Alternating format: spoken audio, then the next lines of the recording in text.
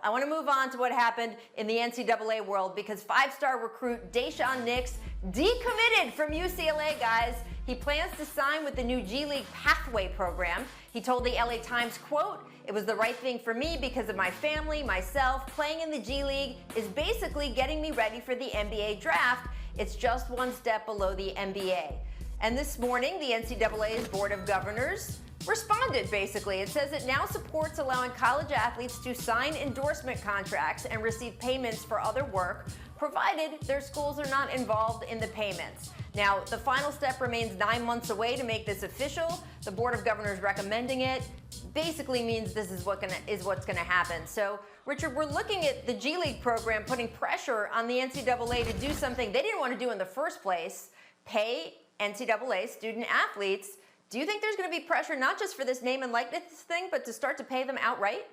Well, look, that's what's going to happen because what you're doing, first of all, congratulations for the G League and to offer a kid $500,000 and to provide school if he doesn't make it. So let's say he only plays 3 years and he wants to go back to school. There is money set aside for him to go to school. The real issue here is that you're saying that kids can make money off their likeness, but the schools can't be involved. Okay, fine. So then how does that happen? Are you going to have all of these random people reaching out to these kids, reaching out to their parents, having them sign contracts to endorse a sneaker company or having them endorse a paint company down the street? Like, you don't know. And so you can't just open up the floodgates and say kids can make money off their likeness without regulation, without a plan, what you can do, what you can't do. And I know that that's coming, but just to say, oh, they can make money off their likeness as long as the schools aren't involved, well, show me how that works. Show me an example of what is okay so people know how to go about. Because last thing you want to do is have a kid show up and then have them become ineligible because the rules weren't clearly defined. Yeah, this is a whole lot of pressure on the NCAA, especially considering the day and times we're in during this pandemic.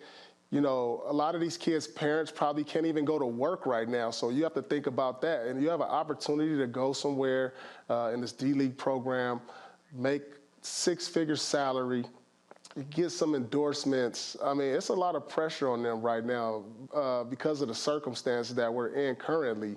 And then we don't even know what's going to happen come this year as far as college sports. Right.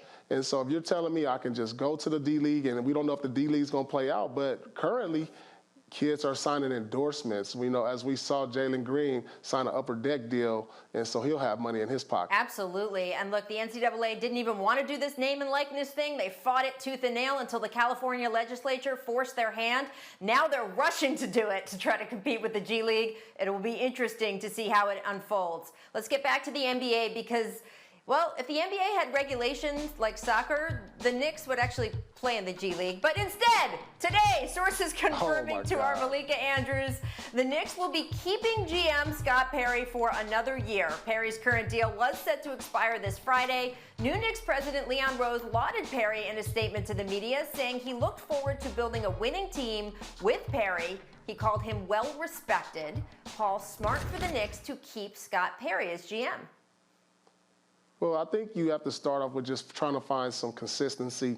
And you know, when you change constantly all the time, it's hard to create a culture. It's hard to create a winning environment. So, you know, when you keep someone around long enough that can create some consistency, I mean, it's moving in the right direction. I'm tired of seeing new coaches, new GMs all the time for the New York Knicks. No, I agree. Scott Perry, every interaction I've ever had with him has been a positive one. He's a man that cares about players. He cares about the game of basketball. I am not surprised that he is so well respected because that's been my experience with him. So I think this is a good move. You want some stability, especially with so much changing going on right now. The last thing you'd want to do is start the process. Keep somebody there that kind of knows how things work, and I think that'll help their transition. Thanks for watching ESPN on YouTube. For live streaming sports and premium content, subscribe to ESPN+.